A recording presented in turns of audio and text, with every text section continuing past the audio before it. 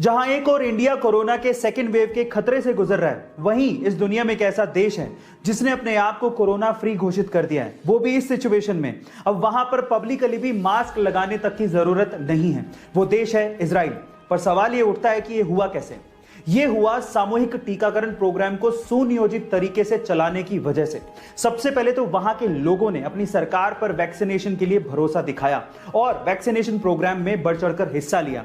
इसके लिए गवर्नमेंट ने एक ऐप लॉन्च किया जिसके थ्रू इजरायली लोगों ने अपने आप को रजिस्टर किया, फिर निर्धारित समय और स्थान पर पहुंचकर वैक्सीन लगवाई और ग्रीन कार्ड हासिल किया। और गाइज, ये सारा का सारा काम बिना कागजी कार्रवाई के किया गया। गाइज, क्या आपको भी लगता है कि इंडिया में भी इजराइल के जैसे ऐसा कुछ होना चाहिए?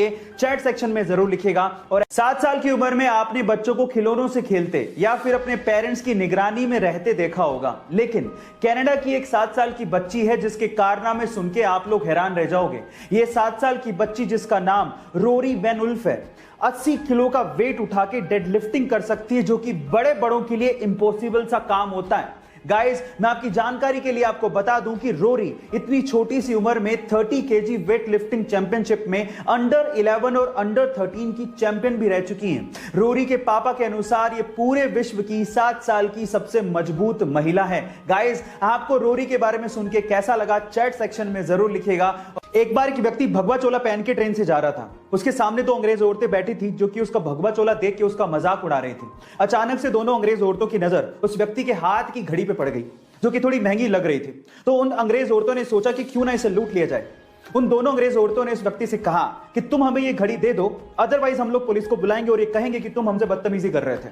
उस व्यक्ति ने बात सुन के भी अनसुनी कर दी और ऐसे रिएक्ट किया कि उसे जैसे सुनाई नहीं देता। फिर उन दोनों औरतों ने उसे इशारों से समझाया, पर वो तब भी नहीं समझा। फिर उसके बाद उस व्यक्ति ने दोनों अंग्रेज औरतों को इशारों से कहा कि जो भी कहना है वो लिख के दे दो। तो उन दोनों अंग्रेज औरतों ने ये लिख के दिया कि तुम हमें ये घड़ी दे दो, अदरवाइज हम पुलिस को बुलाएंगे और कहेंगे कि तुम हमसे बदतमीजी कर रहे थे। जब लिख के वो पर्ची व्यक्ति को पकड़ाई तो व्यक्ति ने पर्ची पढ़ी और उसके बाद बोला कि अब पुलिस को बुला लो। गाइस, वो व्यक्ति जानते हैं कौन थे?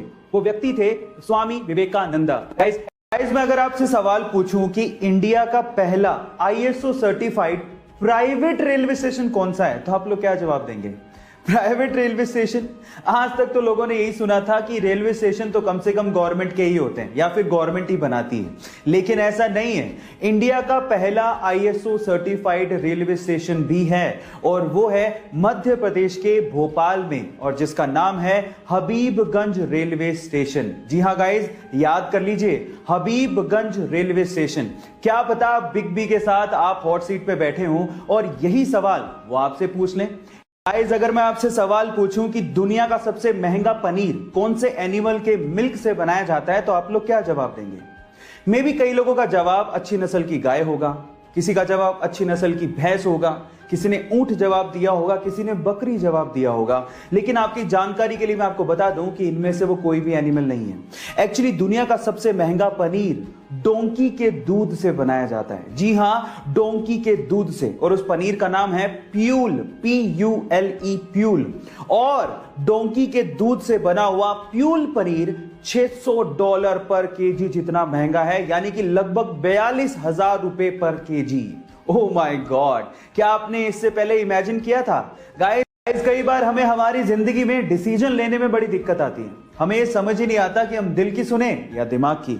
इन दैट केस मेरे पास एक बहुत ही सॉलिड तरीका है जिसे मैं खुद भी इस्तेमाल करता हूं। अगर आपको डिसीजन लेने में दिक्कत आए तो आप एक काम करिए, आप सिक्के को हवा में उछालिए। इससे पहले कि आप लोग पूछें कि ये क्या तरीका है, मैं आपको बता दूं कि आपको हेड और टेल से डिसीजन नहीं लेने।